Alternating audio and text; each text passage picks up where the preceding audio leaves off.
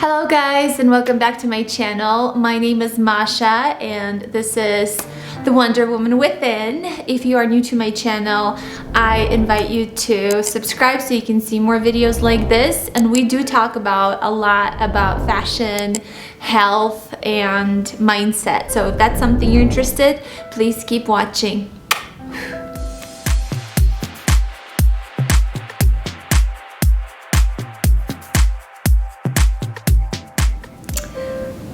So today we will talk about love. That's a topic I really enjoy talking about on my channel.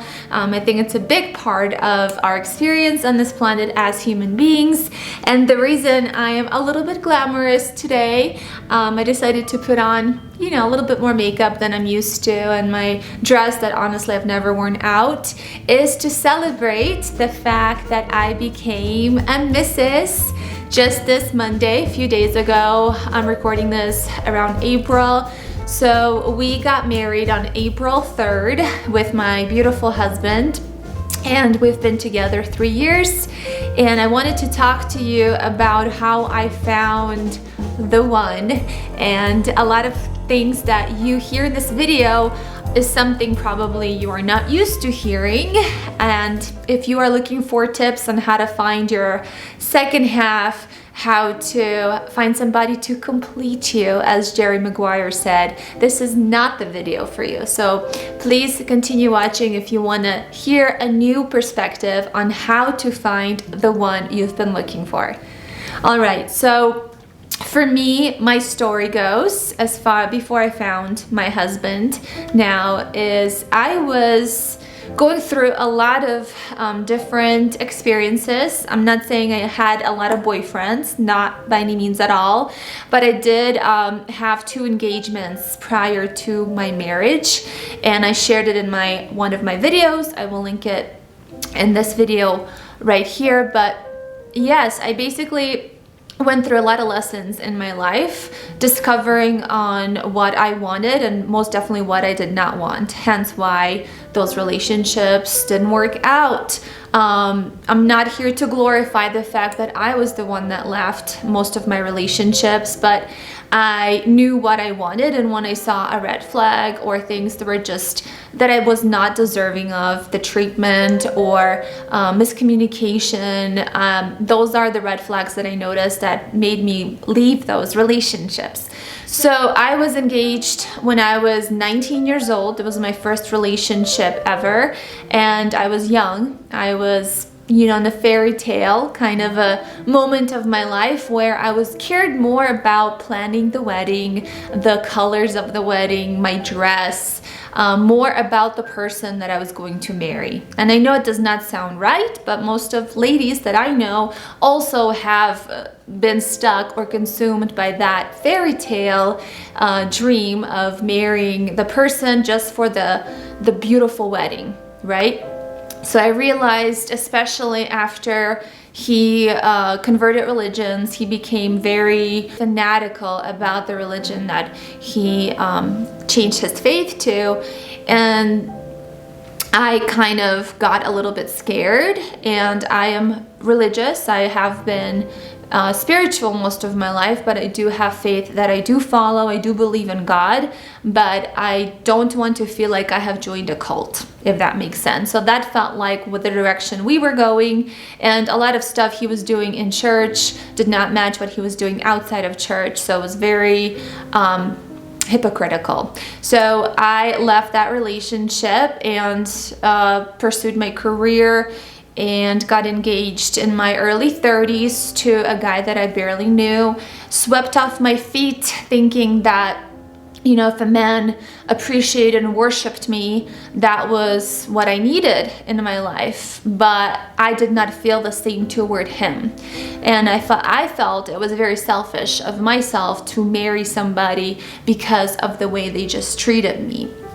And if you are in my place or you have been in my place, please comment below if you can relate. The reason I share these stories is because they're real life, and I want to share my wisdom and knowledge with you beautiful ladies and fellas. I did check my stats. I guess 30% of my audience are guys. And if you are getting red flags or just things that are not, just don't feel right in your gut, I do invite you to reevaluate and be curious and not be scared to leave the relationship no matter what it takes, because in the end, your intuition and your gut will tell you if that person is the right fit for you or not. So I remained single most of my 30s, believe it or not, and I thought I was just going to become an old maid, and maybe I got a dog, actually 2 dogs, and I just made peace with that maybe the path of being a wife, being a mother is not going to be in my lifetime.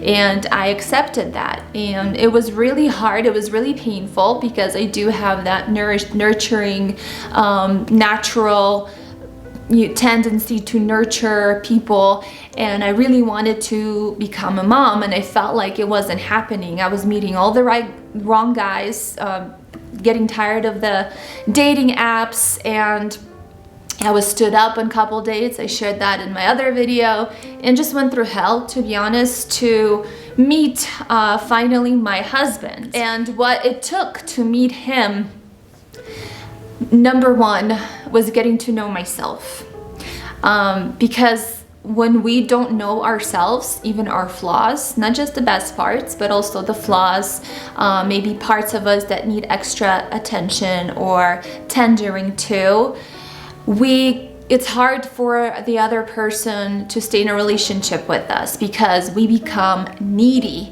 we become jealous, we become immature when we don't take care of our needs first and foremost. So to find the one, I invite you to really start getting to know yourself and really finding out what you like, what you don't like, really building that strong relationship with you, that no matter what happens, whether you end up single, married, engaged, divorced, you still have your back. That's the first thing I invite everybody to really dive into, who you really are, and what makes you happy, and what also maybe triggers you, have some trauma from childhood. Really spend time in being single. For me personally, I do tend to grow in a relationship, because with the right person, they become a mirror, and I see what I really need to work on, my imperfections, things that maybe my triggers that are not appropriate, or just I wasn't even aware of. So for me personally, the right relationship like the one I have now tends to reveal what I need to work on so I can grow and build a better version of myself. But I wouldn't have gotten as far as I gotten with this relationship if I did all the work before. So that meant reading books, finding out podcasts that align with you, traveling by yourself, working on yourself physically, mentally, emotionally, building friendships that can nourish you, not just romantic relationships. Also going on dates to see what kind of person you really want to be with. I mean, are looks really important for you? Is it a more important person's personality? Is having fun with them is more important to you? Is being with a financially stable person more important for you? Really finding out what you really want, because if you don't know what you really want, it's hard to communicate with your partner, and they become frustrated, and that's how fights happen, and that's how divorce happen, because we don't know what we want, and we expect the other person to read our mind. And unfortunately, guys don't have that superpower to read our minds. It's our job to know what we want, what we don't want, and communicate that properly, non-violently to our partner. Let's move on to point number 2. So the second thing that I invite you to is to write down qualities that you are looking in your partner. I'm not talking just about physical qualities.